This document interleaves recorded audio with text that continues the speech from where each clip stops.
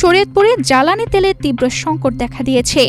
জেলার বিভিন্ন ফিলিং স্টেশনে পেট্রোল ও অক্টেনের জন্য দীর্ঘ লাইনে দাঁড়িয়েও খালি হাতে ফিরছে অনেক চালক। এতে চরম ভোগান্তিতে পড়ছেন সাধারণ মানুষ। কালোবাজারি ও মজুতদারদের বিরুদ্ধে অভিযান পরিচালনা চলমান রয়েছে বলেও জানিয়েছে প্রশাসন।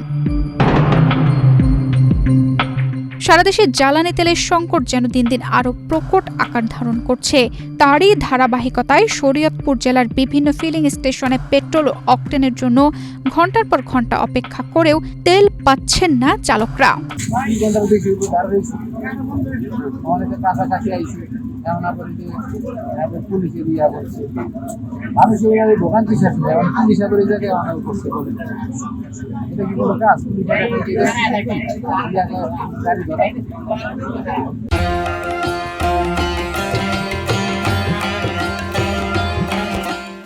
গাড়ি তেল শেষ হয়ে গেছে, আপনার রাস্তায় গাড়ি বন্ধ হয়েছে। ড্রাইভিং লাইসেন্স আছে? হ্যাঁ, লাইসেন্স করতে দিয়েছি। গাড়ির কাগজপত্র আছে? শুধু যানবাহন চালক নয়, জেলার ব্লক মালিক, ঘের মালিক ও জেলেদের মাঝেও দেখা দিয়েছে তীব্র তেল সংকট।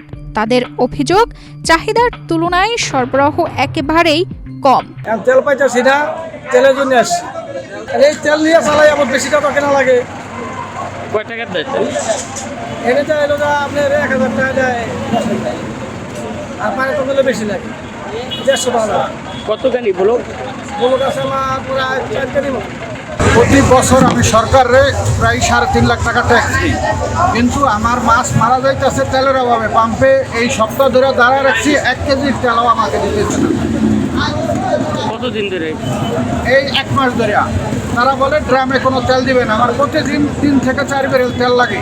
আমার প্রায় 400 একর মাছের ঘের। এখন আমি মাছের পানি দিয়ে বাঁচাইতে পারতেছি না, আমার মাছ মারা যাওয়ার অবস্থা।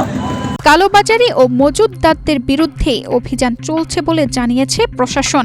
প্রশাসনের পক্ষ থেকে বিশেষ অ্যাপ চালু করা হয়েছে। এতে একাধিক পাম্প থেকে তেল সংগ্রহ ও কালোবাজারিদের মজুত বন্ধ হবে, এমনটাই আশা করছেন জেলা প্রশাসন। আপনারা নিশ্চয়ই দেখতে পাচ্ছেন সারা বাংলাদেশের যে অবস্থা, এবং শরীয়তপুরে যেটুকু তেল বরাদ্দ আমরা সেটুকু তেলই কিন্তু পাচ্ছি। ডিপো থেকে তেলটা আসছে। যে জিনিসটা আমাদের বর্তমানে খেয়াল রাখতে হবে, যে যাতে করে কেউ এই যে তেলটা অনাকাঙ্ক্ষিত ভাবে মজুত না করে, এটা আমাদের দেখতে হবে। আর সেকেন্ড যেটা হলো, সরকার কিন্তু দাম বাড়ায়নি। এপ্রিল মাসে কিন্তু বলেছে, যে ঘোষণা দিয়েছে যে দামটা আগের মতোই আছে। সো দাম বাড়িয়ে যেন কেউ বিক্রি না করে, এটা কিন্তু একটা বিবেচ্য বিষয়। তো আমরা এই দুটি ব্যাপারে খুব কঠোরভাবে আমরা দেখছি, যাতে করে পেট্রোল পাম্পে তো বাড়িয়ে বিক্রি করার কোনো সুযোগই নেই, আর যারা অবৈধভাবে বিক্রি করে সেই ক্ষেত্রে তারা করতে পারে। তো সেক্ষেত্রে আমাদের মোবাইল কোড কিন্তু অব্যাহত আছে। আমরা যখনই কোনো খবর পাচ্ছি মোবাইল কোড চলছে। আরেকটা জিনিস, যাতে করে কেউ অবৈধভাবে মজুত করতে না পারে, সেই জন্য আপনারা দেখেছেন গত পরশুদিন আমরা একটা গুগল ফর্ম ডেভেলপ করেছি, যেখানে যানবাহনের ধরন, পেট্রোল পাম্পের নাম এবং কে কত লিটার নিচ্ছে এবং তার যানবাহনের রেজিস্ট্রেশন নাম্বার আমরা এন্ট্রি দিচ্ছি, যার মাধ্যমে আমার শরীয়তপুরের মধ্যে যদি কেউ একাধিকবার একই দিনে তেল সংগ্রহ করে, তাহলে সেটা অটো কিন্তু সিস্টেম বলে দিচ্ছে। এটা কিন্তু অটোমেটেড প্রসেস।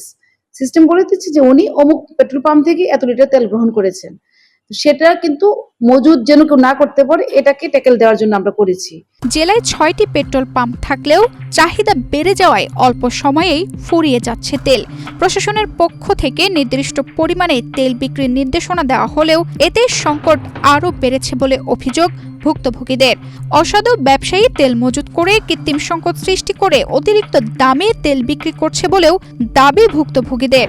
সংকট নিরসনে দ্রুত কার্যকর পদক্ষেপ নেওয়ার দাবি জানিয়েছেন ভুক্তভোগীরা। তানজিদা রহমান, ইনায়া, বাংলাদেশ প্রতিদিন।